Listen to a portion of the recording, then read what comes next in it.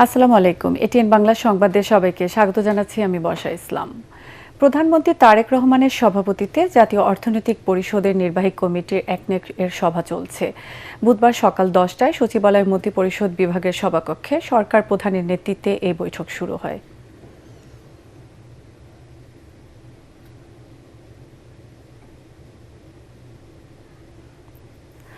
রাজারবাগের কদমতলী এলাকায় পলাশ নামের এক বিএনপি কর্মীকে কুপিয়ে হত্যা করেছে দুর্বৃত্তরা।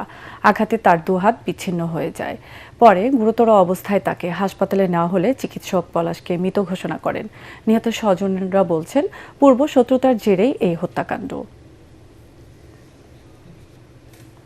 এবার আন্তর্জাতিক প্রসঙ্গ।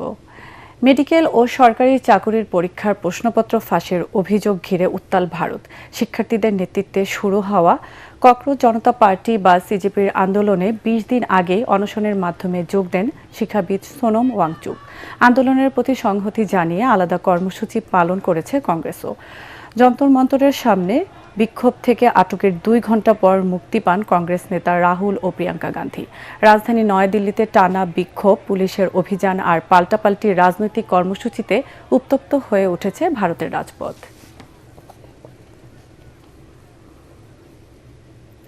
প্রতিরক্ষা মন্ত্রী মিখাইলো ফেডরভকে বরখাস্ত করার কয়েকদিন না যেতেই এবার সেনাবাহিনী প্রধান অলেকজান্ডার সিরস্কিকে সরিয়ে দিলেন ইউক্রেনের প্রেসিডেন্ট ভলোদিমির জেলেনস্কি।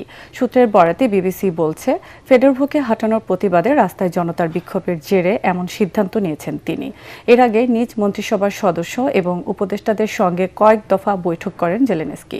জাতির উদ্দেশ্যে এক ভিডিও বার্তায় জেনারেল সিরস্কির প্রশংসা করেন তিনি। সেই সঙ্গে তার উত্তরসূরির নতুন কমান্ডার ইন চিফ হিসেবে মিখাইলো ড্রাপাচিকে নিয়োগের ঘোষণা দিয়েছেন। বলা হচ্ছে, নবনিযুক্ত সেনাপ্রধানও সাবেক প্রতিরক্ষামন্ত্রীর ঘনিষ্ঠ বলেই পরিচিত। এবার বিশ্বকাপ প্রসঙ্গ। ক্রীড়া সম্প্রচারের সব রেকর্ড ভেঙে দিয়েছে 2026 ফিফা বিশ্বকাপ ফাইনাল।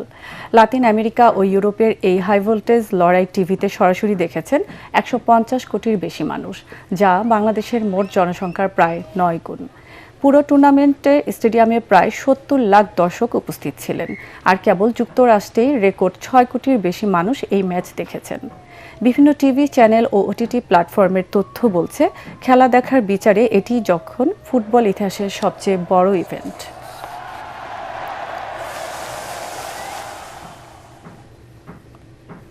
বিশ্বকাপ ফাইনাল শেষে আর্জেন্টিনায় ফিরেছেন লিওনেল মেসি।